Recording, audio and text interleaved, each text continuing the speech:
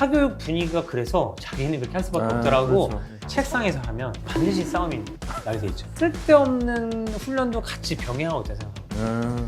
내가 알고 있는 지식들을 확실하게 알고 써먹을 수 있는 이런 걸 해주는 게 저는 초등학교 선생님, 학원 선생님, 부모님 역할이라고 생각합니다. 예, 안녕하세요. 영교시 부멸 김성호 교수입니다. 자, 공부 안 하는 아이를 보면 얘는 도대체 왜 이럴까 걱정이 참 많으시죠. 그런데요, 그 심리학에서는 오히려 이렇게 말합니다. 누구와 함께 있을 때 아이가 잘 움직이는가. 그러니까 결국요, 공부도 관계에 의해서만 작동한다는 얘기가 되겠죠. 그런데 우린 자꾸 이 공부법만 찾아서 헤매고 있습니다. 그 정작 아이 마음의 안에서는요, 왜 해야 하는데? 라는 질문만 맴돌 겁니다. 그리고 중요한 거 하나, 부모는 코치도 아니고 해결사도 아닙니다. 아이 인생 옆에 가만히 앉아줄 수 있는 애착형 동행자, 그게 진짜 실력이란 말 들어보셨을 겁니다. 이 모든 이야기를 삶 속에서 직접 실험해본 분을 모셨습니다. 선생님 안녕하세요. 네, 안녕하십니까. 저는 유튜브 채널 생각노트 운영하고 있는 이창준이라고 하고요. 생각노트 수학 아카데미라는 수학학원을 개원했고 서울대 공대 아빠의 수학 비밀 노트라는 책을 발간해서 열심히 좀 살고 있는 이창준이라고 합니다. 잘 부탁드리겠습니다. 선생님 이게 귀한 발걸음 너무 감사하고요. 네. 무려 서울대 공대를 나오시고 또 도쿄대에서도 박사를 학위를 받으셨고, 이런 배경이 혹시 자녀 교육에 어떤 영향을 좀 많이 주었나요? 이런 질문을 받으면 되게 기분이 좋은 것 같아요. 엔지니어로서 살면서 어떤 것들을 느끼고 배웠는지 사실 이렇게 물어봐 주시는 분들이 별로 없거든요. 그냥 보통은 어떻게 하면 우리 아이들을 수학을 잘 가르칠 수 있느냐 이런 것만 많이 물어보시는데, 저는 이 수학을 잘한다는 게 결국은 수학 과목을 그냥 열심히 공부한다고 되는 게 아니라고 생각하고요. 이 문제 해결 능력을 측정하는 과목이니까 네네. 정말로 문제를 잘 해결하는 아이들이 이 수학도 잘할 수 있다고 생각을 하거든요. 문제를 해결하려면 고민을 붙잡고 늘어줄 수 있어야 되고, 문제를 정의할 줄 알아야 되고, 그 다음에 이제 해결책을 실제로 실행해야 되고, 이런 것들이 이제 필요한데, 전 이런 것들이 수학에 굉장히 되게 필수적인 요소라고 생각을 하고, 엔지니어의 삶이 사실 이제 그런 것들을 하는 거거든요. 박사 과정이 이제 문제 해결을 어떻게 하는지를 배우는 과정이고, 이렇게 해서 진짜 문제가 풀리는구나, 이런 것들을 알았던 게, 저희 아들들이 그냥 문제를 이렇게 푸는 게 아니라, 똑같이 해서 17 곱하기 19를 해봐. 17 곱하기 19를 이렇게 책상 머리에서 앉아서 하는 게 아니라, 17 곱하기 19를 더 효율적으로 할 수 있는 방법이 무엇이냐 생각해서 이제 17 곱하기 20을 한 다음에 17을 빼주면 되겠네라는 생각을 먼저 하고, 그것들을 이제 저희가 이제 뭐 카드 게임을 시키거나 뭐 하다못해 보드 게임을 하거나 뭐 비디오 게임을 할 때도 심지어 이제 그런 것들 많이 쓰는 모습을 보면서 이런 식의 접근이 맞다. 이 학원에서 아이들 가르칠 때도 그렇게 가르쳐야 되겠다, 이런 생각을 많이 하게 되는 거예요. 그래서 이번에 서울대 공대 아빠의 비밀 노트라는 이 책을 쓰신 어떤 동기가 되신 건가요? 네, 제가 옛날부터 아이들 잘 가르친다, 좋은 이제 수학 강사들 이런 얘기 많이 들었거든요. 근데 그게 실제로 저의 아이들을 가르쳐 보고 제가 가지고 있는 그 생각의 방식대로 회사 생활을 해보니까 정말 더 확신이 들었고, 실제로 또 이제 그 확신을 가진 방법으로 아이들 가르쳤을 때 아이들이 더 재밌어하고 훨씬 더 교육에 효과가 있다, 이런 것들은 좀 책으로 남길 수 있으면 좋겠다 생각하던 차에 출판사에서 먼저 연락 주셔가지고 감사한 마음으로 썼는데 좋은 기회가 되지 않았나 생각이 듭니다. 자, 선생님, 그러면 이 수학머리는 이게 타고난 겁니까? 아니면 환경적으로 가능합니까? 이 어머니들 굉장히 궁금해하시는 부분인데, 저는 당연히 환경적으로 후천적으로 가능하다고 생각해요. 단 굉장히 수학을 잘하는 사람도 있잖아요. 이번에 필즈상 따신 허준이 교수님이라거나 아니면 뭐 국제 수학 올림피아드 나가서 상을 따신다거나, 이런 분들은 사실은 좀 다른 영역이라고 생각하고, 좋은 대학 가는 정도까지는 충분히 가능하다. 근데 이게 쉬운 일은 아니죠. 책에서도 이런 내용들이 있을 것 같은데요. 책에서 강조하시는 수학 공부의 핵심, 자, 어떤 겁니까? 수학 공부의 핵심은 질문인 것 같아요. 수학 공부의 핵심은 정말 이 질문을 던지고 이 메타인지를 발전시켜서 이 문제 해결 능력을 기르는 건데, 그 문제 해결 능력의 핵심은 결국은 문제를 정의하는 거라고 생각을 해요. 지금 내가 풀어야 되는 문제가 뭐냐, 그 문제에서 내가 필요한 게 뭐냐, 그럼 그걸 해결하기 위해서 나한테 필요한 게 뭐냐, 이런 질문들을 계속 던져줘야 되는데, 지금 우리 교육이 그렇게 안 하고 있거든요. 문제를 주고 예전에 배웠던 유형대로 풀어봐, 이렇게 하면 이제 아이들이 처음 보는 문제는 풀 줄 모르는 상태가 된다고 생각을 해요. 그래서 아이들한테 좋은 질문을 통해서 이 문제에 접근하도록 도와주는 그 방식을 머리에 심어주는 거. 그리고 그게 스스로 되는 친구들도 있지만, 그 스스로 되지 않는 친구들한테는 결국 우리가 옆에서 질문을 해주면서 이렇게 문제를 해결할 수 있다는 경험을 쌓게 해주는 게 저는 포인트라고 생각합니다. 그러니까 아이가 생각할 수 있도록 만드는 질문인 거죠. 열린 질문들. 7, 9 하면 63, 이거 닫힌 질문인데, 7 곱하기 9를 계산할 수 있는 방법이 너한테는 뭐가 있니? 저 사람이 이렇게 하더라. 이렇게 여러 가지 방법들로 이렇게 질문을 던져주는 그 역할을 하시면 좋을 것 같고, 혼자서 생각하는 습관이 길러질 때까지, 혼자 질문하는 습관이 길러질 때까지는 이런 걸 해주는 게 저는 초등학교 선생님, 학원 선생님, 부모님 역할이라고 생각하는 거죠. 그런 말씀하신 내용들이 이 책에 다 있는 거죠, 선생님? 그런 질문만 저는 모아서 책을 만들었다고 생각합니다. 이 책 정말 궁금합니다, 선생님. 자, 자녀들에게 적용하신 그 수학 학습법이 좀 많이 있으실 것 같은데, 네.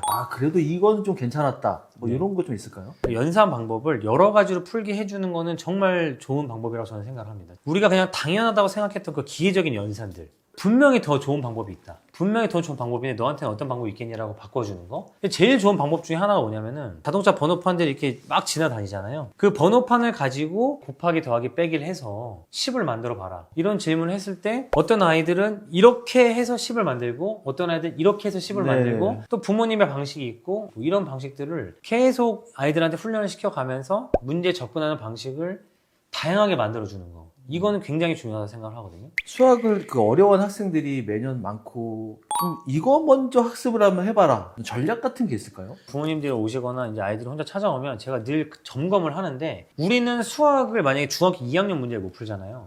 그럼 애가 중학교 2학년 과정이 제대로 안 됐을 거라 생각하고 중학교 2학년을 돌려요. 중학교 3학년 문제를 못 풀면 중학교 3학년을 뺑뺑이 돌리거든요. 그렇죠. 근데 아이들을 이렇게 계속 문제를 풀다 보면 이 아이들이 헷갈리는 부분은 사실 이 문장을 식으로 바꿀 때 이게 곱하기야 더하기야 나누기야 빼기야 이런 것들 아이들이 굉장히 헷갈리고요. 그러니까 오히려 아이들이 정말 점검을 해야 되는 거는 저 멀리 있다는 생각을 저는 자주 합니다. 자존심이 상하실 수 있어요. 아니 내가 중학교 2학년인데 그렇죠. 저 멀리 거를 다시 봐야 돼? 그런데 문제 핵심은 대부분 저 멀리 쪽에 있어요. 그래서 예를 들면은 제가 곱하기는 뭐고 더하기는 뭐냐라고 했을 때 아이들이 제대로 대답하지 못하는 친구들이 많이 있고요. 제가 중학교 아이들 모아놓고 네. 야 네모 곱하기 세모랑 세모 곱하기 네모는 같을까 다를까라고 하잖아요. 그럼 아이들이 의외로 망설이는 친구들이 많이 있어요. 물론 잘하는 애들은 망설이지 않겠죠. 네. 근데 아이들이 9, 9단 그렇게 외우잖아요. 7, 9랑 9, 7이랑 똑같은 63이 나오는 걸 그렇게 경험을 했고 네모, 세모로 바꾸면 값이 똑같느냐 안 똑같느냐를 아이들이 헷갈려 한다는 거죠. 그럼 그런 아이들은 이 곱하기를 이렇게 바꿔서도 연산할 수 있는 아이들하고 차이가 날 수밖에 없다는 거예요. 그러면 아이들이 해야 되는 건 뭐냐면 초등학교 2학년, 3학년에 나오는 이 연산들을 내가 자유자재로 할 수 있느냐. 그리고 최대 공약수가 뭐야? 최대 공약수 구해봐. 그래서 못 구하는 애들은 거의 없거든요. 그렇죠, 그렇죠. 최대 공약수가 뭐니? 라고 물어봐서 대답하는 친구들은 거의 없고요. 이 용어가 거의 다라고 생각해요. 수학은 정의를 똑바로 알고 써먹는 게 전 수학의 95%라고 생각하거든요. 중고등학교 레벨에서는. 네. 네모 곱하기 세모가 10이야? 라고 물어보잖아요. 다 뭐라고 대답하냐면 1이랑 10, 2랑 5 이렇게 생각을 하거든요. 근데 놀라운 게 뭐냐면 우리가 그렇게 유리수, 뭐 분수, 소수 다 배웠잖아요. 3분의 10 곱하기 3도 될 수 있다는 생각을 하는 아이가 거의 없는 거예요. 그럼 얘는 소수를 배우고 분수를 배웠지만 얘 머릿속에 뭐만 있냐면 자연수밖에 없는 거죠. 그러네요. 네. 내가 알고 있는 지식들을 확실하게 알고 써먹을 수 있느냐. 요거가 저는 거의 95%다라고 생각을 하는 거죠. 선생님, 부모가 그럼 자녀의 그 수학 학습에서 중요하게 해야 되는 그런 역할이 좀 있다고 생각하세요? 저학년 때는 제가 반복해서 말씀드리다시피 질문을 해주는 게 굉장히 중요하고요. 동그라미가 뭐야? 세모가 뭐야? 더하기는 뭐야? 곱하기는 뭐야? 그냥 그 정도 질문이어도 돼요. 그런 것들이 이제 학년이 쌓여가다 보면은 내가 수학이 어려워져서 이 아이를 가르칠 수 없는 레벨이 될 때가 있고요. 관계가 나빠질 때가 있어요. 그렇죠. 그게 문제죠. 이제 내가 더 가르치다 보면 관계가 망가지겠다 싶을 때가 있는데 전 여기서 부모님들이 조금 수학에 대한 이해를 하시고 이제 아이를 관찰하셔야 된다고 생각하는데 이 아이들마다 성향이라는 게 다 있잖아요. 네네. 수학도 마찬가지인데 우리는 애가 수학을 못해. 그럼 얘는 수학을 못한다. 이렇게 생각을 하거든요. 근데 수학을 못하는 이유가 애들마다 굉장히 많아요. 문제를 이해를 못해서 못 푸는 경우, 그냥 여태까지 배웠던 개념들을 다 이해를 못하는 경우, 그다음에 뭐 긴장하는 경우 굉장히 다르거든요. 근데 우리가 사실 그거에 대한 솔루션은 다 똑같아요. 그냥 문제를 많이 풀어. 근데 사실 아까대로 하면은 이게 굉장히 솔루션이 달라질 수 있잖아요. 네. 되게 잘 푸는데 이 문제 뜻을 몰라. 그럼 이 아이가 훈련해야 되는 거는 사실은 문제를 이해하는 능력을 길러야 되는 그렇죠, 거죠. 그렇죠. 네. 연산을 잘 못해. 그럼 얘는 다시 저쪽으로 돌아가서 연산을 자유롭게 할 수 있도록. 지금 우리가 내고 있는 솔루션은 그냥 같아요. 한 바퀴 더 돌려. 야, 5학년 거 풀어봤는데 80%밖에, 70%밖에 정답률이 안 나오네. 야, 한 바퀴 더 돌리자. 너 이 문제 처음부터 끝까지 다 풀어. 그럼 이제 아이들이 그걸 또 풀어요. 네. 그러면 사실 아이는 이제 쓸데없는 훈련도 같이 병행하고 있다고 생각하거든요. 그래서 이제 저는 아이가 요런 부분이 약하구나. 그럼 그거를 해결해주기 위한 방법은 뭐가 있을까? 구체적으로 생각하시면 훨씬 쉬워진다. 그 학습 동기를 좀 높여주는 게 부모의 역할이라는 네. 말씀을 좀 제가 새겨 들었는데요. 지도를 하다 보면 또 자녀와의 갈등을 겪는 경험들이 상당히 많습니다. 네. 아빠로서 어떻게 이런 부분을 해결하셨나요? 제가 이제 퀴즈 막 질문 이런 말씀 많이 드리는데 아이한테 28 곱하기 37 해봐 이거를 문제집을 가지고 네. 책상에서 하면 이거는 반드시 싸움이 나게 돼 있죠. 아, 네. 반드시 싸움이 나게 됐어. 근데 이거를 네. 길거리 걸어가면서 퀴즈로 내잖아요. 이건 아이가 되게 즐거워하거든요. 그래서 부모님들한테 책상에서 하지 마시고 걸어다니면서 대화를 하시면 해결이 된다라는 거고 부모님들이 이제 아이랑 이제 관계가 나빠질 때 대부분 뭐냐면 할 수 있는데 안 한다. 태도가 나쁘다. 아니면 얘가 그렇죠. 얘 뭐 엄마 아빠한테 거짓말을 한다. 사실 네. 이렇게 되니까 이제 관계가 굉장히 나빠진 경우가 많거든요. 얘기를 잘해보면 아이들이 대부분 그렇진 않더라고요. 대화를 해봤는데도 거짓말을 한 거고 정말 태도 나쁘면 혼을 내야 되는 게 맞는데 네네. 대부분의 경우는 그 전에 아이한테 사정이 있더라. 저도 이거를 부모님과 아이의 얘기를 동시에 듣다 보니까 느끼게 된 것 같아요. 아, 제가 부모 입장일 때만은 몰랐는데. 그렇죠. 네. 네. 좀 아이 입장도 고려해서 네. 이야기를 좀 들어보는 게 중요한 부분인 네. 것 같습니다. 자, 실패를 통해 얻은 교훈이나 깨달음이 있으실 것 같으신데 한 네. 2가지 정도만 좀 알려주시겠어요? 첫 번째는 특히 이제 수학이나 영어 같은 경우는 우리가 숙달이 되는 과목이잖아요. 암기하고 까먹는 게 아니라 숙달이 되는 과목이기 때문에 부모님 입장에서는 아이의 현재 상태에서의 그 상황을 잘 이해하기 힘들어요. 15 곱하기 3이요. 15 곱하기 4는 그냥 두 번 더 하면 30이고 한 번 더 더하면 60 아니야. 이게 자연스럽게 됐는데 네. 사실 아이들한테 그렇지 않거든요. 영어도 마찬가지인 것 같아요. 영어도 우리 아이가 아니 이 정도 시켰으면 자연스럽게 나와야 되는데 너 열심히 안 하니? 선생님이 잘못된 거니? 약간 이런 식의 판단. 근데 아이가 부모님이랑 다른 경우들이 굉장히 많은 것 같아요. 어머니 아버지가 이제 공부를 굉장히 잘하셨던 이제 과학부 나오시거나 수학을 굉장히 잘하셨던 분이 오셔가지고 네네.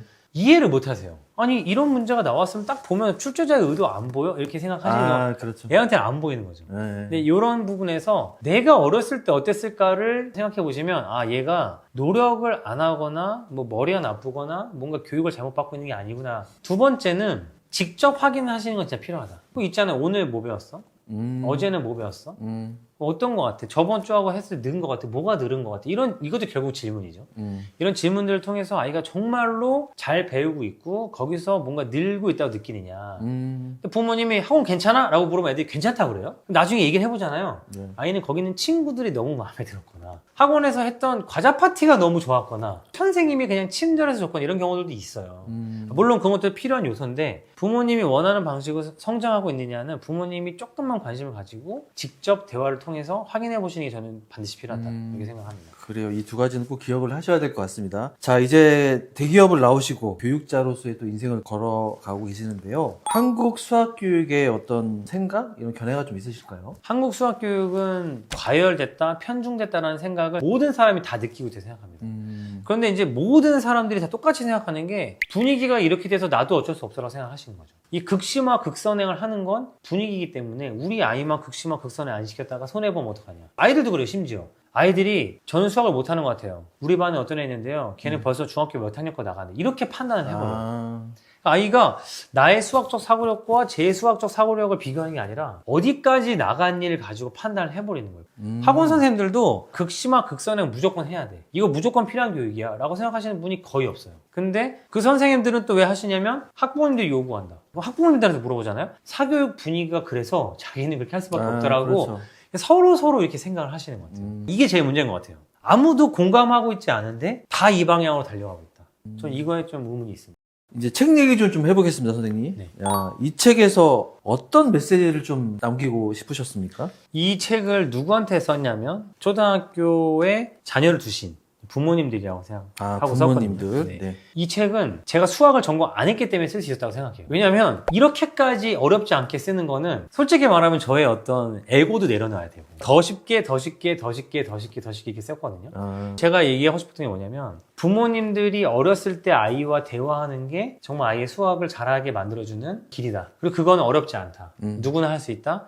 그리고 저는 이제 그런 거를 수학 네이티브라는 표현을 썼는데 언어 감각이 얼마큼 뛰어난지에 상관없이 어렸을 때부터 언어를 접하면 우린 네이티브 스피커가 돼서 그 언어를 자유자재로 쓰잖아요. 언어 능력이 뛰어나지 않은 애들은 뭐 한국말을 잘 못하고 이게 아니라 어렸을 때부터 한국말을 쓴 애들은 한국말을 잘 쓰죠. 그렇죠. 우리가 또 영어를 그렇게 교육하고 있고 네. 수학도 저는 그렇게 가르쳤다고 생각하는 거죠. 아, 예, 수학도 어렸을 때 부모님이 대화를 통해서 수를 조금 자유자재로 가지고 놀게, 그 다음에 이 한 문제를 풀더라도 조금 자유자재로 자유분방하게 접근할 수 있는 방법을 알려줄 수 있고, 심지어 그거는 저같이 막 공대를 나온 사람들 뿐만이 아니라 이 책을 읽고 이해하실 수 있는 분은 누구나 할 수 있는 일이다. 저는 그거를 꼭 말씀드리고 싶었어요. 자, 선생님, 그러면 이 책을 표현하려고 하시는 키워드 3개를 좀 알려주세요. 수학은 네이티브. 이게 좀 되게 네. 마음에 담았거든요. 일단 수학 네이티브 굉장히 중요하고요. 그 다음에 질문입니다. 세 번째는 과제 집착력이라고 생각해요.